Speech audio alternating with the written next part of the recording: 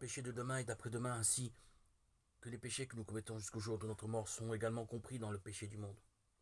Au même titre que les péchés d'aujourd'hui, d'hier et d'avant-hier sont compris dans le péché du monde. Les péchés des hommes de leur naissance à leur mort font tous partie du péché du monde.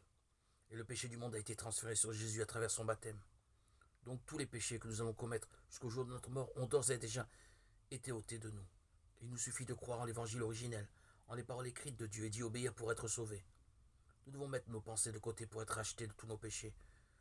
Vous devez vous demander, comment peut-il enlever les péchés qui ne sont pas encore commis? À cela, je voudrais vous répondre, Jésus doit-il revenir dans le monde chaque fois que nous péchons et faire couler son sang encore et toujours? Dans l'évangile de la nouvelle naissance, il y a la loi d'expiation pour les péchés. Et sans effusion de sang, il n'y a point de rémission. Hébreux 9, 22. Quand un homme veut être racheté de ses péchés, il doit transmettre ses péchés en posant ses mains sur l'offrande du péché. Et l'offrande du péché doit mourir pour ces derniers. De la même façon, le Fils de Dieu est venu au monde pour sauver toute l'humanité.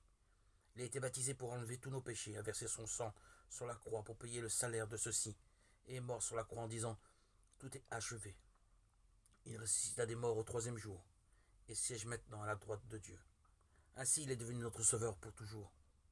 Pour être entièrement rachetés de nos péchés, nous devons rejeter toutes nos idées fixes et abandonner la croyance religieuse, pendant que nous devons être rachetés chaque jour de nos péchés quotidiens, pour que les péchés de l'humanité soient expiés.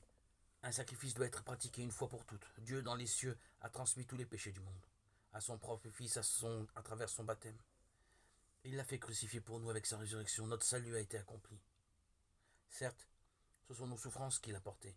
C'est de nos douleurs qu'il s'est chargé. Et nous l'avons considéré comme atteint d'une plaie, comme frappé par Dieu et humilié.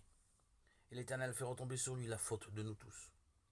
Dans Isaïe 53, il dit que toutes les transgressions et les iniquités du monde de toute l'humanité ont été transmises à Jésus-Christ. Et dans le Nouveau Testament, dans Éphésiens 1,4, on peut lire « Il nous a élus en lui dès avant la fondation du monde ». Cela nous dit qu'il nous a choisis avant la création du monde, avant même que le monde soit créé. Dieu nous a choisis comme son peuple, les justes sans défaut, en Christ. Quoi que nous ayons pensé auparavant, nous devons désormais croire et obéir à la parole de Dieu, la parole d'eau, du sang et d'esprit. Dieu a dit que son agneau Jésus-Christ avait enlevé tous les péchés du monde et avait expié pour toute l'humanité.